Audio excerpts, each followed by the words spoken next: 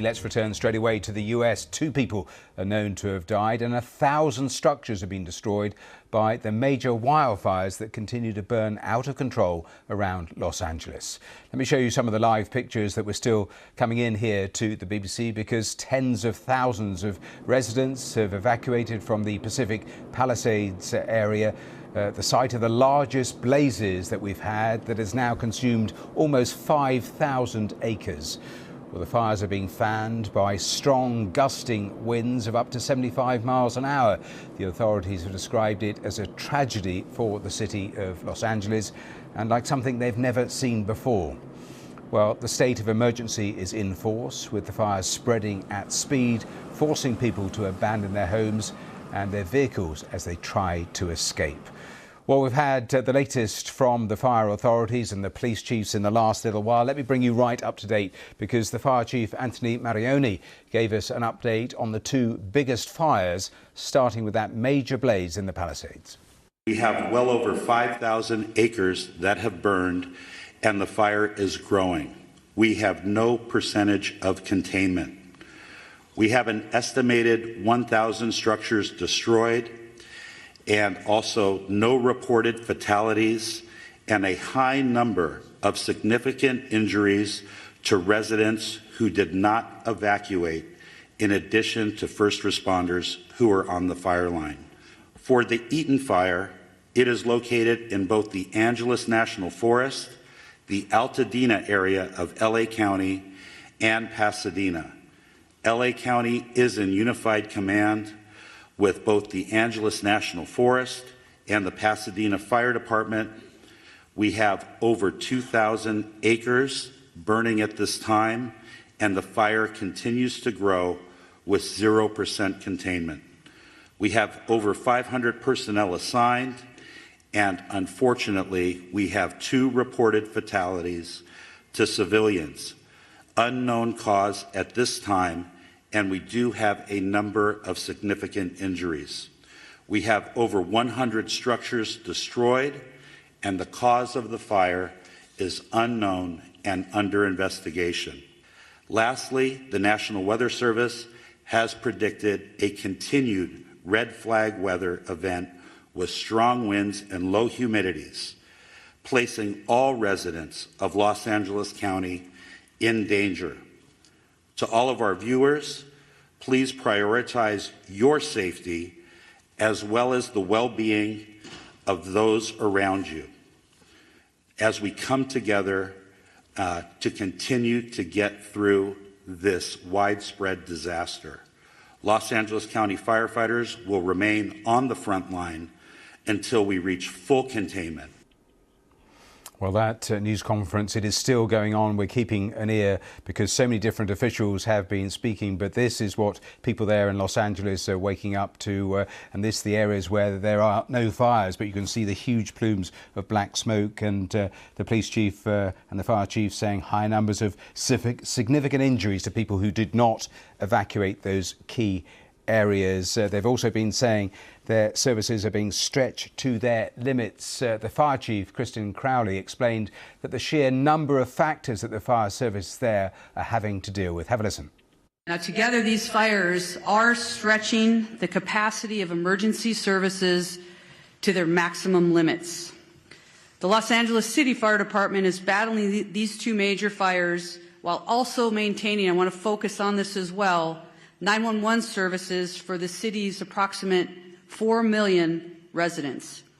Now, despite the severity of the conditions, our department remains fully committed to safeguarding lives and property. Let's get the very latest on the ground. Let's go to our correspondent, Emma Vardy. And Emma, just tell our viewers watching where you are and what is happening all around you.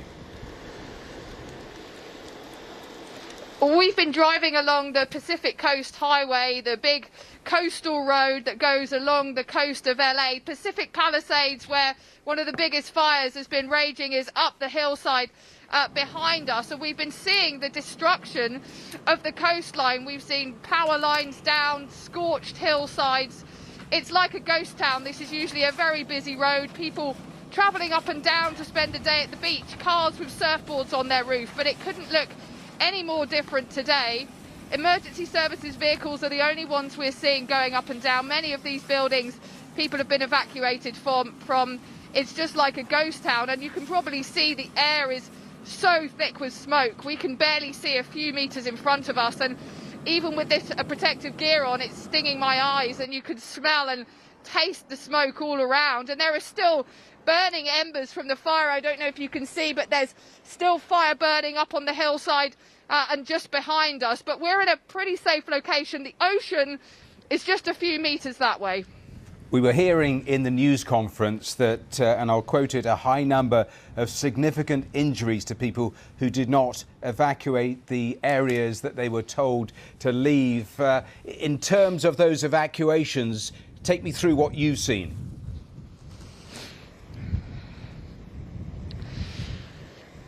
Well, as you can imagine, tens of thousands of people were given these evacuation orders.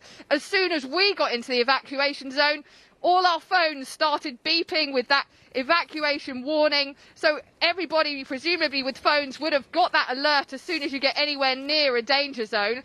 But look, California residents are used to wildfires. These have been happening more frequently over the winter period when there are strong winds. People know it's a risk, and there are always people who do decide to wait it out a little bit longer, sometimes because they're protecting pets, sometimes because they feel they're not quite in the danger zone. Some people try to douse their houses down with water, but we've heard from emergency services that there have been a high number of injuries this time from people who did not evacuate for various reasons, but that has led to injuries, although thousands and thousands of other people, of course, did leave, and we saw those dramatic scenes yesterday of people at first leaving by car, then on foot, and abandoning vehicles that then had to be bulldozed out of the way. But when you're in the thick of it like this, it is very difficult to tell where the fire's coming from, and there's limited signal to get any messages.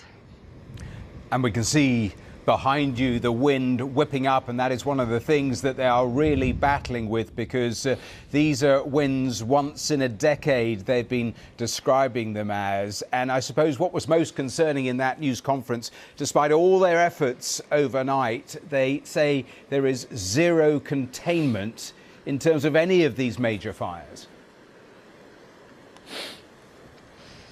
Yeah, that's right. Zero containment. And usually when you watch wildfires at this time of year, you hear within a few hours or in a day or so that they've got it under some degree of control. But they're battling so many fires on so many fronts. The emergency services are really tested to their limits. And I've never felt winds as strong as this in all the time I've been in Los Angeles. The winds were howling last night. The palm trees were bending. You almost thought they were going to crash down around you. So you can only imagine what that does to a wildfire. It literally fanning the flames, causing those flames to rage out of control. Now, it's been a really comparatively dry winter here in Los Angeles. Very little rain through November and December, which means the hillsides, and of course this is a city that is surrounded by mountains, surrounded by hills, have just been really dried out. It's like kindling up there when you go hiking underfoot, incredibly dry.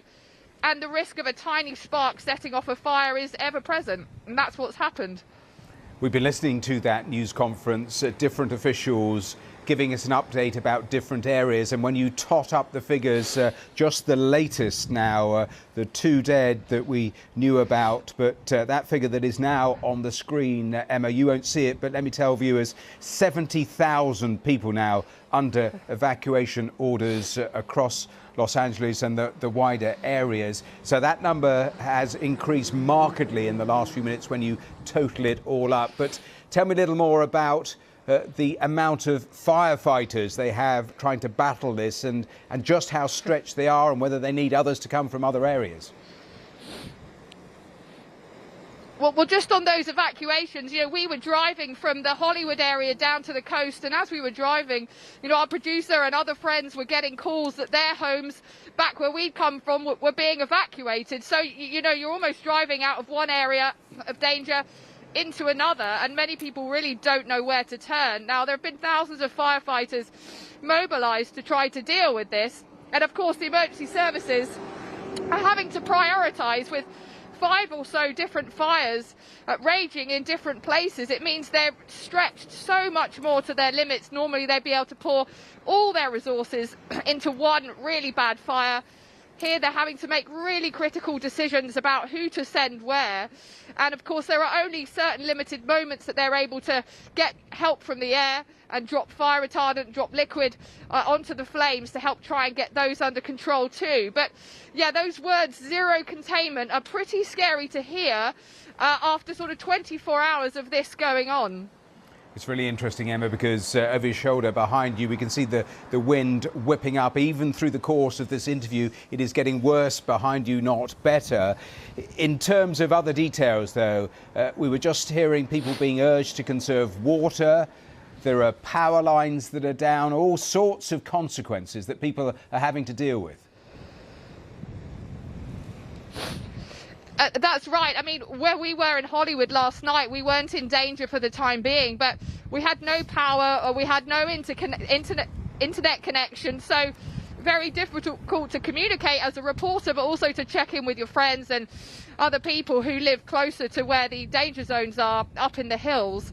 And so communication is very difficult. Now, as I say, that emergency warning thing that's been setting our phones off clearly overrides all of that. So you can get these emergency alerts, but it does mean that there's a lot of confusion. People don't know where family members are or which centres people have gone to when they have been evacuated or what's become of their homes that they've left behind. So a lot of uncertainty.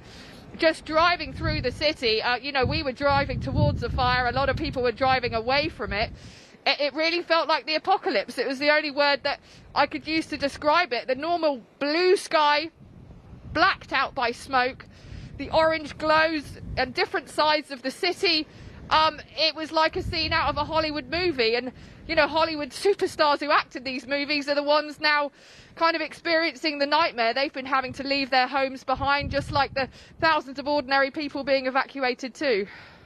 Well, Emma, listen, we will leave it there for now, but thanks so much for joining us here on our programme and giving us such a graphic account in terms of what is actually happening on the ground. We're talking there about the evacuation orders, 70,000 now in total. Well, let's hear from one of those who've been forced to leave their home, Marika Erdley. She talked to me a little earlier. She's now staying with relatives in Santa Monica, and she explained what the last 24 hours have been like. Really scary. I mean, it started this yesterday at 10:50. I was going to head out for a meeting, a business meeting, to talk about a solar project and energy audits. And we look outside, and that orange glow you were talking about was all across the ocean, and it was frightening. I looked out with I have a cousin visiting from Budapest. We went out and saw the view of this. I live above my home is above the Getty Villa Museum in LA. It's right between Pacific Palisades and Malibu. It's a development on a plateau of about 500 homes. And you know, you can see everything from up there, and the orange glow. I'm like, what's going on? And look to the left, and there's this giant storm of plume of smoke. And I mean, it was obviously right there in the Palisades, and very scary. And as we're standing there looking, my daughter calls me, whose home I'm at, that her daughter, who's a 2-year-old, was needed to be picked up at the preschool. So I had to immediately get in my car, go rush and pick her up, because she was on Sunset and PCH there. Brought her home, and as soon as I brought her home, the evacuation orders came, and we just piled the car up with, you know, whatever I could think of at the time, and got my dog, my cousin, the baby, and some valuables into the car and drove to Santa Monica.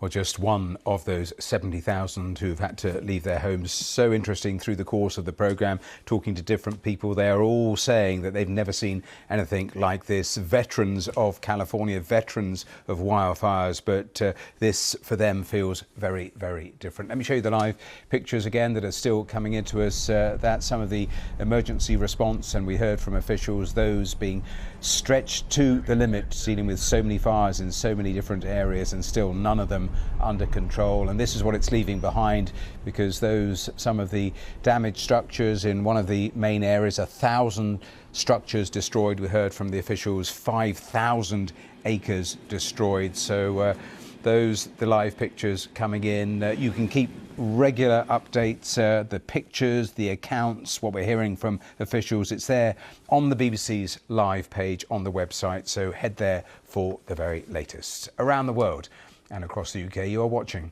BBC News.